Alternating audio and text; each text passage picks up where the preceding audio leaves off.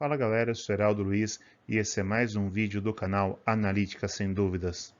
Pessoal, continuando com cromatografia líquida de alta eficiência na playlist de métodos de separação, hoje eu vou falar para vocês a parte 2 de detectores que são empregados nessa técnica. Mas antes de continuar, pessoal, já se inscreve no canal, deixe um like no vídeo para não esquecer depois, isso ajuda bastante o canal a continuar crescendo. Siga o canal na rede social Facebook, Twitter e Instagram. Lembrando, eu sou mais ativo no Instagram. E todos os links para as redes sociais vão estar na descrição do vídeo.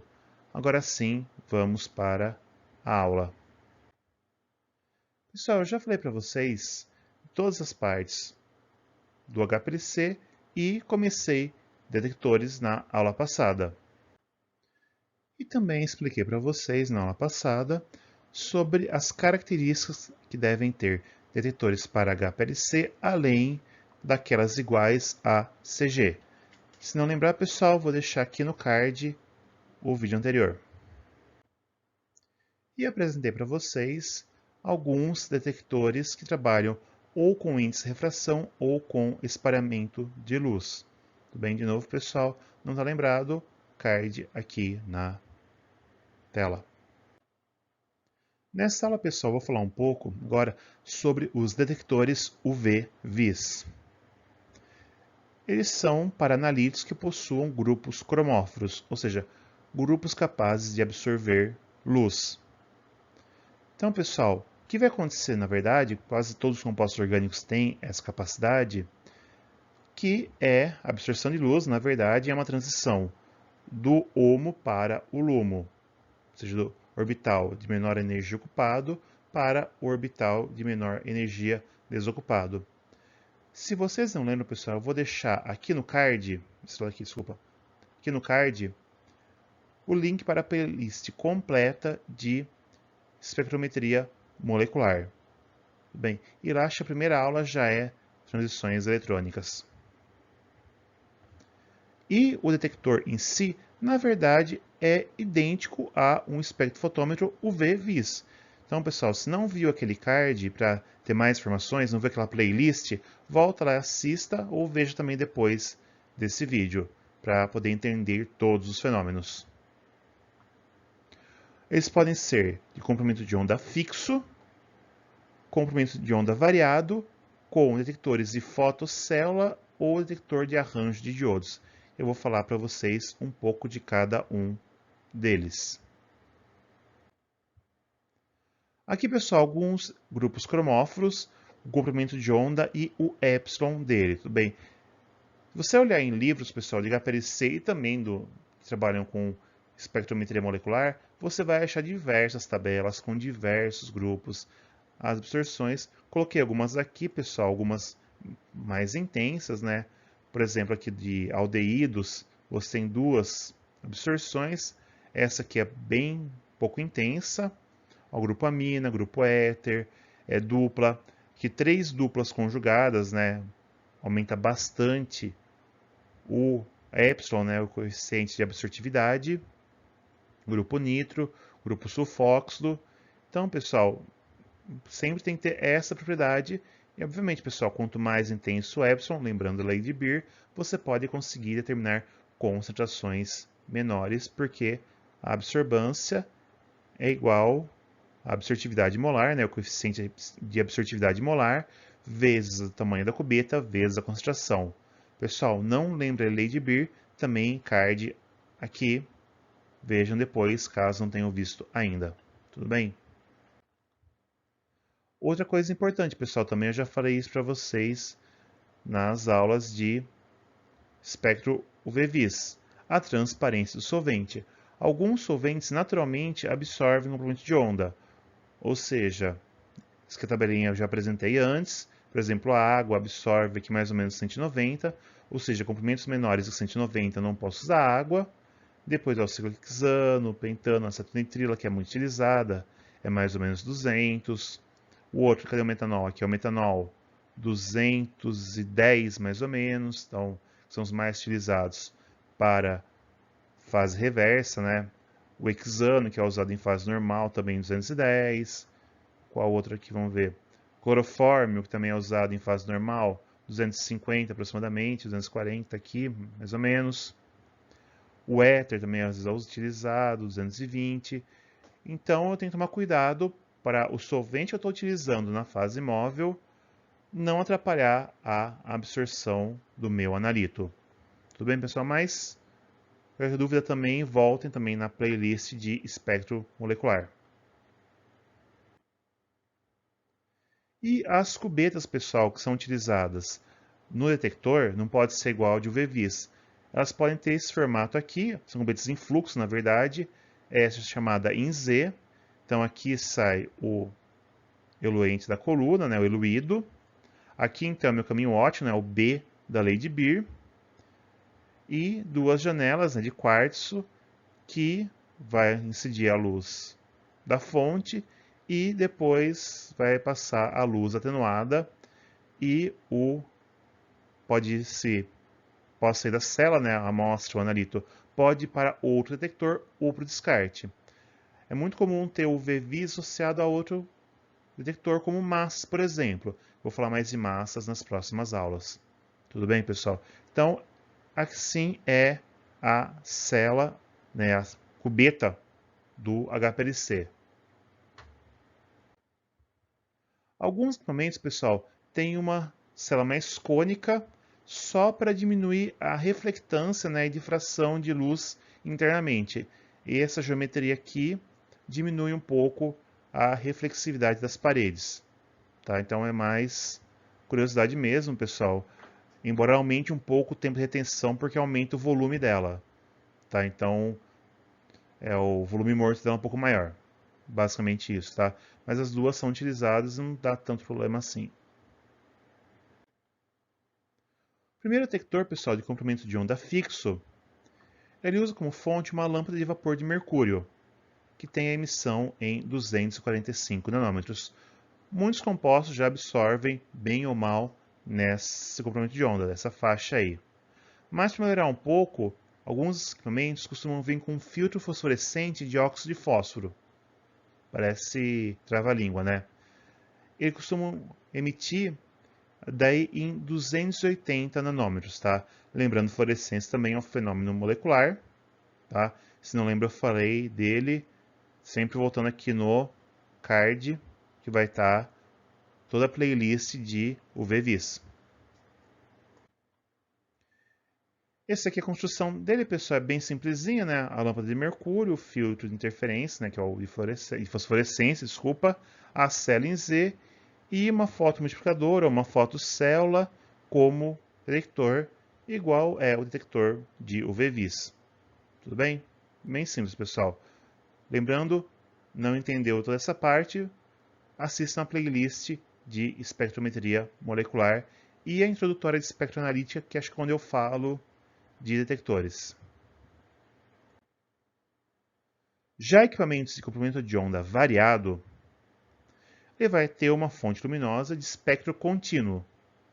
De novo, pessoal, eu já falei de fontes para vocês, de novo na playlist de espectrometria molecular, que está no card. Ou também o introdutório de espectroanalítica. Vou deixar as duas no card. Normalmente é deutério para o ultravioleta e tungstênio para o visível, se o equipamento trabalhar com visível. Muitos deles têm só de deutério para trabalhar no ultravioleta, que é onde a maior parte dos compostos orgânicos absorve. Daí vai ter um elemento seletor de comprimento de onda, que é normalmente uma grade de difração, ou seja, vai chegar ao espectro contínuo, devido às ranhuras da grade, vai separar os comprimentos de onda. É possível obter o espectro analítico com a técnica chamada stop flow, ou seja, brevemente para o fluxo, eu faço a mudança do ângulo de incidência da grade de difração, mudo o comprimento de onda que atinge a amostra e posso gerar o espectro. Mas isso acaba demorando mais na análise, tá, pessoal? Não é comum usar esse tipo de equipamento para obter espectros, tá? E o detector é uma fotocélula, uma fotomultiplicadora, tá, pessoal? Então, varia muito, como você encontra nos livros, tá? Mas, de novo, é o mesmo esquema que eu já falei. o fóton, né, a luz bate numa plaquinha, gera elétrons que batem em outras plaquinhas, vai gerando cada vez mais elétrons, isso vai aumentando a intensidade do sinal. Aqui um esquema, pessoal. Se você olhar bem um espectrofotômetro mesmo, né, a lâmpada de deutério, no caso aqui nesse exemplo, o espelho, uma série de espelhos, a grade de difração, vários espelhos para colimar o comprimento de onda, a cubeta, né, aqui que é uma cubeta em U, que usou no exemplo, né, mas podia ser em Z, e a fotocélula ou fotomultiplicadora como detector. Tudo bem, pessoal? É basicamente um UV-Vis. Já o detector por fotodiodos, ele também usa uma fonte luminosa espectro contínuo, também de deutério e tungstênio, né, para ultravioleta visível. Só que agora a luz policromática que vai atingir a amostra na cela. E depois da absorção que vem o elemento separador de comprimento de onda, né, a grade de difração. Normalmente para ser arranjo de diodo tem que ser grade de difração, é raro ser prisma. E o detector é um arranjo de diodos igual eu já falei nas aulas de UV-Vis. Nesse sim é possível, devido ao monitoramento simultâneo de diversos comprimentos de ondas, obter o espectro e conseguir cromatogramas 3D. Tudo bem? Esse aqui em cima também, pessoal, é igualzinho o arranjo de diodos para UV. Então, a lâmpada de espectro contínuo, o obturador que vai ficar abrindo, bloqueando e desbloqueando o feixe, para a célula de computador, registrador, entender qual que é a luminosidade ambiente, qual que é a proveniência da fonte, tá? Embora a fonte vai ser muito mais intensa. A rede de difração e o arranjo de diodos, monitorando todos os comprimentos de ondas ao mesmo tempo. E o cromatograma 3D. É isso daqui, pessoal. Desculpa, a imagem está pequena. Eu tentei achar uma imagem melhor, de boa resolução, não encontrei. Mas você vai ter o tempo de retenção, o comprimento de onda e a densidade ou a intensidade de absorção, tanto faz. Então você vai ter aqui, por exemplo, se eu fatiar aqui nesse eixo eu tenho o tempo de retenção e nesse eixo aqui eu tenho o espectro do analito. Inclusive, pessoal, eu posso monitorar mais de um comprimento de onda. Não quero tirar o espectro dos analitos, mas eu sei que eu tenho um analito que absorve mais em 300, outro em 500, eu posso programar o aparelho para determinar esses dois comprimentos de onda apenas e ver qual que você tem a melhor absorbância e combinar depois os cromatogramas, tá? Tem essa função. Então, pessoal, hoje em dia eu vejo usar muito mais arranjo de diodos do que o de fotomultiplicadora, tá? Devido à praticidade dele frente ao anterior. Tudo bem, pessoal? Então, esses são os detectores de UV-Vis. Agora, os de fluorescência, pessoal, também são para analitos que fluorescem. Quais analitos fluorescem? Aqueles que são rígidos e têm muita conjugação. Então, de novo, pessoal, voltem na playlist de espectro molecular. Eles podem ser também comprimentos de onda fixo, ou seja, só um comprimento de onda atinge a amostra, como os fluorímetros de antigamente, ou variável, como o espectrofluorímetro. Então, eu mudo a luz incidente na amostra, no caso, na cela, para melhorar a intensidade de emissão do meu analito fluorescente. Então, pessoal, de novo, voltem na playlist de espectrometria molecular, que tem todas as explicações nessa playlist. Tudo bem? Daí, pessoal, a cela em fluxo tem que ser um ângulo de 90 graus. Da mesma forma, né, a emissão se dá para todos os lados, mas se estiver no mesmo caminho óptico, o aparelho não vai saber qual é a intensidade da luz, de luz proveniente da fluorescência, qual vai ser da lâmpada, né? Então, a 90 graus ele pega apenas a emissão da amostra do analito. Aqui, pessoal, esse aqui é um detector de é um fluorímetro, na verdade, né? Tem uma lâmpada de comprimento de onda fixo. Então tem só um um filtro de excitação, de emissão, para bloquear alguns componentes de onda, né, deixar apenas um, mas poderia ser aqui uma grade de difração, onde eu tenho um conjunto de excitação, um conjunto de emissão, tá? Então um pouco mais complexo. Eu não sei como está hoje, pessoal. Eu lembro da aula, a professora falar que é um detector muito instável, né? Ele dá muito ruído, a linha base dele não fica boa. De verdade, eu não sei se a eletrônica melhorou a ponto de deixar um detector mais, sim, mais estável. Eu lembro da professora Isabel Jardim me falar na aula que era um detector muito ruidoso, muito difícil de estabilizar.